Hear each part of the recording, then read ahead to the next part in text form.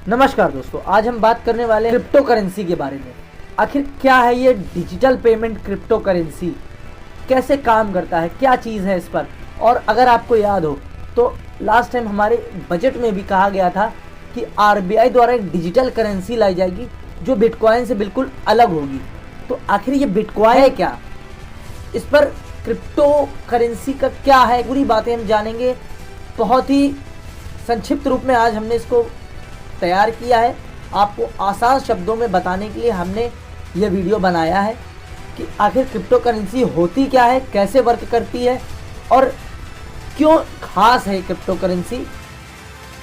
बिल्कुल देरी किए बिना हम बताएंगे आपको।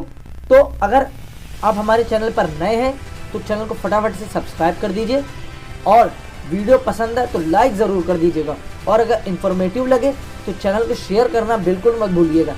तो चलिए बिना देरी किए वीडियो शुरू करते हैं। तो दोस्तों, जैसा कि हम जानते हैं कि आप में से बहुत लोगों को क्रिप्टो से होने वाले फ़ायदे के बारे में तो पता होगा, लेकिन क्रिप्टो क्या है इसको समझना भी बहुत ज़रूरी है, क्योंकि डिजिटल मनी तो हमारे और आपकी जेब में रखे पैसे भी हैं और जो यूपीआई हम लोग यूज़ करते हैं वो भी है। तो ये क्रिप्टो करेंसी से कैसे अलग है, इसे बहुत आसान भाषा में समझाने के लिए हमने ये रिपोर्ट तैयार की है। बिल्कुल स्किप मत करिएगा, वीडियो बहुत ध्यान से सुनिएगा।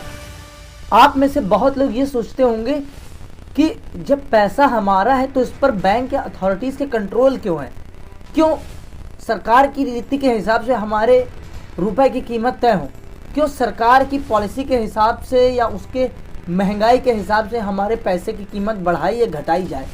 क्या ऐसी करेंसी नहीं बन सकती जिस पर महंगाई का असर ना हो। मेरे पास कितना पैसा है ये बैंक में बैठे लोगों को या बैंक में पड़ी डिटेल्स में ये जानकारी ना हो। कहने का तात्पर्य है कि मेरे पास कितना पैसा है ये बैंक में बैठे लोगों को भी पता ना चले।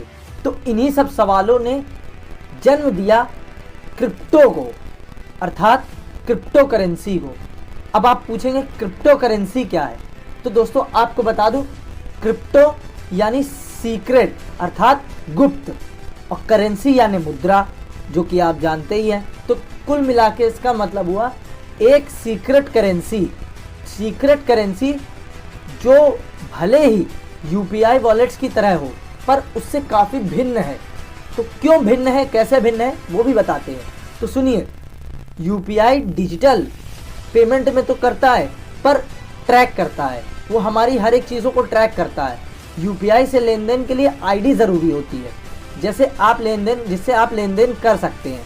पर बिटकॉइन में भी यही होता है, जहां आपकी एक आईडी होती है, जहां आपको बिटकॉइन जिसे देना चाहते हैं उसको बेच भी सकते हैं।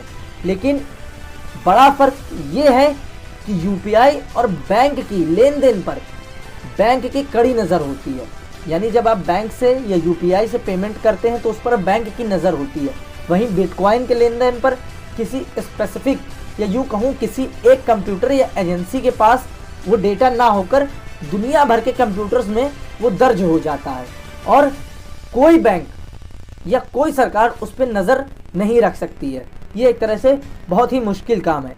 तो इस करेंसी को लेकर दुनिया भर की सरकारों की सबसे बड़ी चिंता यही है कि इस पर नज़र कैसे रखी जाए। ये उनके लिए एक सबसे बड़ा मुश्किल काम है और ये उनकी सबसे बड़ी मुश्किल है।